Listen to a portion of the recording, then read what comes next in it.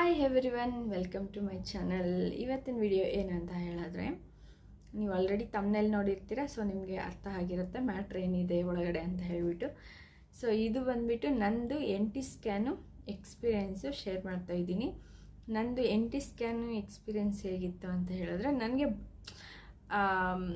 ಯಾವ ಸ್ಕ್ಯಾನ್ಗೆ ಹೋದ್ರೂ ಭಯನೇ ಇದೆ.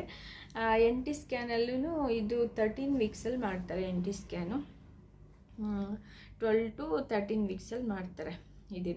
ಇದು ಏನಕ್ಕೆ ಮಾಡ್ತಾರೆ ಅಂತಂದರೆ, NT ಅಂದರೆ ನ್ಯೂಕಲ್ ಟ್ರಾನ್ಸ್ಫರೆನ್ಸಿ ಅಂತ ಹೇಳಿಬಿಟ್ಟು. ಸೊ ಇದು ಮಗು ಬ್ಯಾಕ್ ಅಂದರೆ ಕತ್ತಿರತ್ತಲ್ವ, ಸೊ ಅದರಿಂದಗಡೆ ಒಂದು ಫ್ಲೂಯಿಡ್ ಇರುತ್ತಂತೆ. ಅದು ಆ ವೀಕಲ್ಲಿ ಅಷ್ಟೇ ಕಾಣುತ್ತಂತೆ. ಸೊ ನೆಕ್ಸ್ಟ್ ವೀಕ್ಸಲ್ಲೆಲ್ಲ ಅದು ಕಾಣಲ್ಲ, ಆವಾಗಷ್ಟೇ ಅದು ಕಾಣಿಸುತ್ತೆ. ಅದು ಎಷ್ಟು MM ಇದೆ ಅಂತ ಹೇಳಿಬಿಟ್ಟು ನೋಡ್ತಾರೆ. ಸೊ ಅದನ್ನ ನೋಡಿಬಿಟ್ಟು ಆಮೇಲೆ ನಾಸಲ್ ಬೋನ್ ಎಲ್ಲ ಅಪಿಯರ್ ಆಗ್ತಾ ಇದೆಯಾ ಇಲ್ಲ ಅಂತ ಹೇಳಿಬಿಟ್ಟು ನೋಡ್ತಾರೆ. ಸೊ ಈ ಸ್ಕ್ಯಾನಲ್ಲಿ ನಂದು ಬಂದುಬಿಟ್ಟು NT ಬಂದು 1.5 mm ಇದೆ. ಆಮೇಲೆ ನಾಸಲ್ ಬೋನು ಅಫಿಯರ್ಸು ನಾರ್ಮಲ್ ಇದೆ. ಹಾಗೆಯೇ ಪ್ಲೆಸೆಂಟ ನಂದು ಆ್ಯಂಟೀರಿಯರ್ ಸೆಗ್ಮೆಂಟಲ್ಲಿದೆ. Next internal os closed with cervical length ಬಂದು 3 centimeters ಇದೆ. ಅಮ್ನಾಯ್ಡ್ ಫ್ಲೂಯಿಡ್ ಈಸ್ ಅಡ್ವಿಕೇಟ್ ಅಂದರೆ ನಾರ್ಮಲ್ ಆಗಿದೆ. ಅಮ್ನಾಯ್ಡ್ ಫ್ಲೂಯಿಡ್ ಅಂದರೆ ಇದು ವಾಟ್ರ್, ಬೇಬಿ ಸುತ್ತ ವಾಟ್ರ್ ಇರುತ್ತಲ್ವ ಅದು. ಮತ್ತು ಹಾರ್ಟ್ ರೇಟ್ ಬಂದುಬಿಟ್ಟು 165 beats per minute ಇದೆ ನನ್ನ ಬೇಬಿದು. ಸೊ ನಾನು ಮಾಡಿಸಿರೋದು ಇದು 13 ವೀಕ್ಸಲ್ಲಿ ಮಾಡಿಸಿರೋದು. ಇದು ಆವಾಗ ಮಾಡಿಸ್ಬೇಕು NT ಸ್ಕ್ಯಾನ್ ಅನ್ನೋದು. ಯಾಕಂತಂದರೆ ಆವಾಗ ಆ ವೀಕಲ್ಲಷ್ಟೇ ಅದು ಗೊತ್ತಾಗತ್ತಂತೆ, ಆಮೇಲೆ ಗೊತ್ತಾಗಲ್ವಂತೆ. ಆಮೇಲೆ ಇದರಲ್ಲೇ ಡಬಲ್ ಮಾರ್ಕರ್ ಟೆಸ್ಟ್ ಅಂತ ಒಂದು ರೆಫರ್ ಮಾಡ್ತಾರೆ, ಬ್ಲಡ್ ಟೆಸ್ಟು. ಸೊ ಈ ಬ್ಲಡ್ ಟೆಸ್ಟ್ ಏನಕ್ಕೆ ಮಾಡಿಸ್ತಾರೆ ಅಂತ ಹೇಳಿದ್ರೆ, ತುಂಬ ಇವಾಗ ರಿಲೇಟಿವ್ಸಲ್ಲೆಲ್ಲ ಮದುವೆ ಆಗಿರ್ತಾರೆ. ರಿಲೇಟಿವ್ಸ್ ಅಲ್ಲ ಅಂತಂದರೂ ಸಜೆಸ್ಟ್ ಮಾಡ್ತಾರೆ ಇದು ಸ್ಕ್ಯಾನು. ಬಟ್ ಎಲ್ಲ ಡಾಕ್ಟರ್ಸು ಆಲ್ಮೋಸ್ಟ್ ಮಾಡ್ತಾರೆ, ಕೆಲವು ಡಾಕ್ಟರ್ಸ್ ಮಾಡಲಿಲ್ಲ ಅಂತಂದ್ರೂ ನೀವೇ ಕೇಳಿ ಮಾಡಿಸ್ಕೊಳ್ಳಿ ಡಬಲ್ ಮಾರ್ಕರ್ ಟೆಸ್ಟು. ಯಾಕಂತಂದರೆ ಅದು ಬ್ಲಡ್ ಟೆಸ್ಟು ಬರೋಕ್ಕೆ ಆಗುತ್ತೆ, 1 ವೀಕ್ ಆ ಥರ ಆಗ್ಬೋದು ಬರೋಕ್ಕೆ. ಅದು ಲ್ಯಾಬಿಂದ ಬರೋದು, ಬ್ಯಾಂಗ್ಳೂರು ಕಡೆಯಿಂದ. ಅಲ್ಲಿಂದ ಬಂದರೆ ಅದರಲ್ಲಿ ಗೊತ್ತಾಗತ್ತೆ ಬೇಬಿಗೆ ಏನಾದರೂ ಲೈಕ್ ಇದು ಪ್ರಾಬ್ಲಮ್ಸ್ ಏನಾದರೂ ಇದ್ದರೆ ಆವಾಗಲೇ ಗೊತ್ತಾಗ್ಬಿಡತ್ತೆ. ಏನಂತಂದರೆ ಇವಾಗ ರಿಲೇಟಿವ್ಸಲ್ಲೆಲ್ಲ ಮದುವೆ ಆಗಿದ್ದರೆ ಬೇಬೀಸ್ಗೆ ಆಲ್ಮೋಸ್ಟ್ ಪ್ರಾಬ್ಲಮ್ಸ್ ಅನ್ನೋದು ಬರುತ್ತೆ. ಅಂದರೆ ಮಕ್ಕಳು ಚೆನ್ನಾಗಿ ಹುಟ್ಟಲ್ಲ, ಏನಾದರೂ ಒಂದು ಸಮಸ್ಯೆಯಿಂದ ಹುಡ್ತಾರಲ್ವ. ಸೊ ಅದನ್ನು ಡಬಲ್ ಮಾರ್ಕರ್ ಟೆಸ್ಟಲ್ಲಿ ಮೊದಲೇ ನಾವು ಫೈಂಡ್ ಔಟ್ ಮಾಡ್ಬೋದು, ಏನಾದರೂ ಆ ಥರ ಪ್ರಾಬ್ಲಮ್ಸ್ ಇದೆಯಾ ಏನು ಅಂತ. ಸೊ ಈ ಸ್ಕ್ಯಾನಲ್ಲಿ ಅದೇ ಹೇಳೋದ್ನಲ್ಲ, ಏನಾದರೂ ಡೌನ್ ಸಿಂಡ್ರೋಮ್ಸ್ ಇದೆಯಾ, ಕ್ರೋಮೋಸೋಮಲ್ ಅಬ್ನಾರ್ಮಲಿಟೀಸ್ ಏನಾದರೂ ಇದೆಯಾ, ಬರೋ ಚಾನ್ಸ್ ಇದೆಯಾ ಮಗುಗೆ ಅಂತ ಹೇಳಿಬಿಟ್ಟು ಇದರಲ್ಲೇ ಗೊತ್ತಾಗ್ಬಿಡತ್ತೆ. ಇದು ಅದೇ ಹೇಳೋದ್ನಲ್ಲ, 13 ವೀಕ್ಸಲ್ಲಿ ಆ ಥರ ಮಾಡ್ತಾರೆ, 12 to 13, 14 ವೀಕ್ಸ್ ಒಳಗಡೆ ಮಾಡ್ತಾರೆ ಅಂತ. ಸೊ ಇದು ಬೇಬಿಗೆ ಬ್ಯಾಕಲ್ಲಿ ಒಂದು ಫ್ಲೂಯಿಡ್ ಫಾರ್ಮ್ ಆಗಿರುತ್ತೆ ಆ ಟೈಮಲ್ಲಿ. ಸೊ ಅದನ್ನು ಥಿಕ್ನೆಸ್ ನೋಡಿಕೊಂಡು ಅವರು ಇದು ಮಾಡ್ತಾರೆ. ಸೊ ಕ್ರೋಮೋಸೋಮಲ್ ಅಬ್ನಾರ್ಮಲಿಟೀಸ್ ಇದೆಯಾ ಏನು ಅಂತ ಹೇಳಿ ಡಾಕ್ಟ್ರು ಇದು ಮಾಡ್ತಾರೆ. ಸೊ ಆವಾಗಲೇ ಡಬಲ್ ಮಾರ್ಕರ್ ಟೆಸ್ಟ್ಗೂ ಕಳಿಸ್ತಾರೆ. ಸೊ NT ಸ್ಕ್ಯಾನಲ್ಲಿ ಕನ್ಫರ್ಮ್ ಆದ್ರೂ ನಾರ್ಮಲ್ ಬಂದರೂ ಕೂಡ ಕೆಲವು ಡಾಕ್ಟರ್ಸು ರೆಫರ್ ಮಾಡ್ತಾರೆ, ಕೆಲವು ಡಾಕ್ಟರ್ಸು ಮಾಡಲ್ಲ. ನಂದು NT ಸ್ಕ್ಯಾನ್ ಎಲ್ಲ ನಾರ್ಮಲ್ಲೇ ಇದೆ, ಫ್ಲೂಯಿಡ್ ಎಲ್ಲನೂ ಕರೆಕ್ಟಾಗಿದೆ. ಅದು ಫ್ಲೂಯಿಡ್ ಜಾಸ್ತಿ ಥಿಕ್ನೆಸ್ ಇರಬಾರ್ದು ಅಂತ ಹೇಳ್ತಾರೆ. ಎಷ್ಟು ಥಿಕ್ನೆಸ್ ಇರಬೇಕು ಅಂತ, ಇಷ್ಟಿಂದ ಇಷ್ಟು ಮ್ಯಾಕ್ಸಿಮಮ್ ಟು ಮಿನಿಮಮ್ ಅಂತ, ಮಿನಿಮಮ್ ಟು ಮ್ಯಾಕ್ಸಿಮಮ್ ಇಷ್ಟಿರಬೇಕು ಅಂತ ಇರುತ್ತೆ. ಸೊ ಅಷ್ಟೇ ಇರಬೇಕು. ಅದಕ್ಕಿಂತ ಜಾಸ್ತಿ ಬಂದರೆ ಡಬಲ್ ಮಾರ್ಕರ್ ಟೆಸ್ಟು ರೆಫರ್ ಮಾಡ್ತಾರೆ.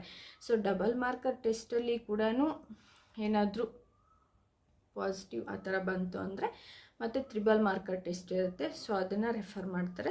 ನಮಗೆ NT ಸ್ಕ್ಯಾನಲ್ಲೆಲ್ಲ ರಿಪೋರ್ಟು ಚೆನ್ನಾಗಿ ನಾರ್ಮಲಾಗಿ ಬಂದಿತ್ತು. ಸೊ ನನಗೆ ಆದ್ರೂ ರಿಪೋರ್ಟ್ ಬರೋವರೆಗೂ ಭಯ. ಆ್ಯಂಡ್ ಇದರಲ್ಲಿ ನಾರ್ಮಲ್ ಇತ್ತಲ್ವ, ಆಮೇಲೆ ನಮಗೆ ನಾರ್ಮಲ್ ಇದ್ದರೂ ಕೂಡ ಡಬಲ್ ಮಾರ್ಕರ್ ಟೆಸ್ಟು ಸಜೆಸ್ಟ್ ಮಾಡಿದ್ರು. ಸೊ ನಾವು ಕೇಳಿದ್ವಿ, ಡಬಲ್ ಮಾರ್ಕರ್ ಟೆಸ್ಟ್ ಅಂದರೆ ನಾವು ಮಾಡಿಸ್ಕೊತೀವಿ ಅಂತ ಹೇಳಿಬಿಟ್ಟು. ಯಾಕಂತಂದರೆ ನಮಗೆ ಇವಾಗಲೇ ಅರ್ಲಿ ಸ್ಟೇಜಲ್ಲೇ ಗೊತ್ತಾಗ್ಬಿಡುತ್ತೆ ಏನಾದರೂ ಕ್ರೋಮೋಸೋಮಲ್ ಅಬ್ನಾರ್ಮಲಿಟೀಸ್ ಇದೆಯಾ, ಡೌನ್ ಸಿಂಡ್ರೋಮ್ಸ್ ಇದೆಯಾ, ಆ ಥರ ಬೇಬಿಗೆ ಏನಾದರೂ ಇದೆಯಾ ಅಂತ ಹೇಳಿ ನಮ್ಗೆ ಇವಾಗಲೇ ಗೊತ್ತಾಗ್ಬಿಡತ್ತೆ. ಸೊ ಅರ್ಲಿ ಸ್ಟೇಜಲ್ಲಿ ಗೊತ್ತಾಗೋದಕ್ಕೂ ಆಮೇಲೆ ಒಂದು 5-6 ಮಂತಲ್ಲಿ ಗೊತ್ತಾಗೋದಕ್ಕೂ ತುಂಬ ಡಿಫ್ರೆನ್ಸ್ ಇರುತ್ತೆ. ಸೊ ಅರ್ಲಿ ಸ್ಟೇಜಲ್ಲಿ ಗೊತ್ತಾದರೆ ನಾವು ಸ್ವಲ್ಪ ಇದು ಮಾಡ್ಕೋಬೋದು. ಬಟ್ 6 ಮಂತು ಆ ಟೈಮಲ್ಲಿ ಗೊತ್ತಾದರೆ, ಸೊ 6 ಮಂತಲ್ಲಿ ಹೆಂಗೋ ಟಿಫಾ ಸ್ಕ್ಯಾನ್, ಅನಾಮಲಿ ಸ್ಕ್ಯಾನ್ ಮಾಡ್ತಾರೆ. ಸೊ ಆವಾಗ ಗೊತ್ತಾಗತ್ತೆ ಏನಾದರೂ ಬೇಬಿಗೆ ಪ್ರಾಬ್ಲಮ್ ಇದ್ದರೆ, ಸೊ ಯಾವುದಾದ್ರೂ ಒಂದು ಆರ್ಗನ್ನು ನೀಟಾಗಿ ಡೆವಲಪ್ ಆಗ್ತಾ ಇಲ್ಲ ಅಂತ ಹೇಳಿದ್ರೆ ಆವಾಗ ಗೊತ್ತಾಗುತ್ತೆ. ಸೊ ಆವಾಗ ಗೊತ್ತಾಗೋದೇ ಇವಾಗೇ ಗೊತ್ತಾಗ್ಬಿಡತ್ತೆ ಡಬಲ್ ಮಾರ್ಕರ್ ಟೆಸ್ಟ್ ಮಾಡಿಸ್ಕೊಂಡ್ರೆ. ಸೊ ಆವಾಗ ಏನು ಗೊತ್ತಾಗಬೇಕು ಅಂತ ಇರುತ್ತೆ, ಸೊ ಅದು ಇವಾಗಲೇ ಗೊತ್ತಾಗ್ಬಿಡತ್ತೆ. ಸೊ ಹಾಗಾಗಿ ಫಸ್ಟೇ ನಾವು ಪ್ರಿಕಾಷನ್ಸ್ ತಗೊಂಡು ಮಾಡ್ಕೊಳ್ಳೋದು ಬೆಸ್ಟು.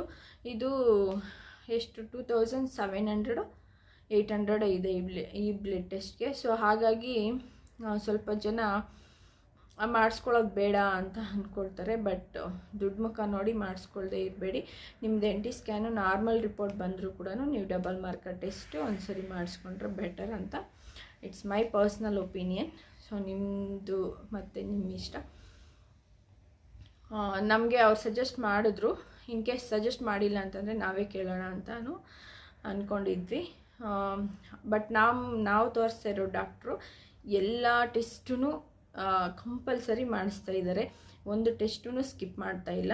ಸೊ ನಾವು ಅಷ್ಟೇ ಎಲ್ಲ ಟೆಸ್ಟು ಮಾಡಿಸಿ ಅಂತಲೇ ನಾವು ರಿಕ್ವೆಸ್ಟ್ ಮಾಡ್ಕೊತಾ ಇದ್ವಿ.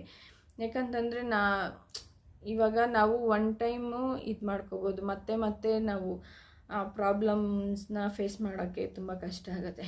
ಸೊ ಹಾಗಾಗಿ ನಮಗೇನಾದರೂ ಪ್ರಾಬ್ಲಮ್ ಇದ್ದರೆ ನಮಗೆ ಅರ್ಲಿ ಸ್ಟೇಜಲ್ಲೇ ಗೊತ್ತಾದರೆ ಚೆನ್ನಾಗಿರುತ್ತೆ ಅಂತ ಹೇಳಿಬಿಟ್ಟು, ಸೊ ಹಾಗೆಯೇ ನಮ್ಮ ಡಾಕ್ಟ್ರೂ ನಮಗೆ ಸಜೆಸ್ಟ್ ಮಾಡ್ತಾರೆ.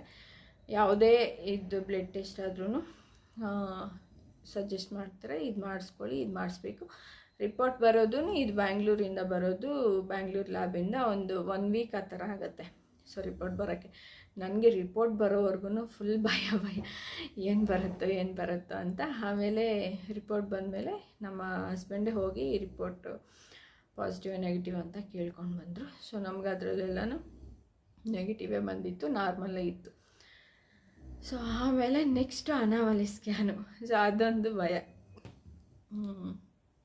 ಸೊ ಇಷ್ಟು ಸ್ಟೇಜ್ ಬೈ ಸ್ಟೇಜು ಸ್ಕ್ಯಾನ್ ಮಾಡೋವಾಗೆಲ್ಲನೂ ನನಗಂತೂ ಫುಲ್ ಭಯನೇ ಆಗ್ತಾಯಿತ್ತು.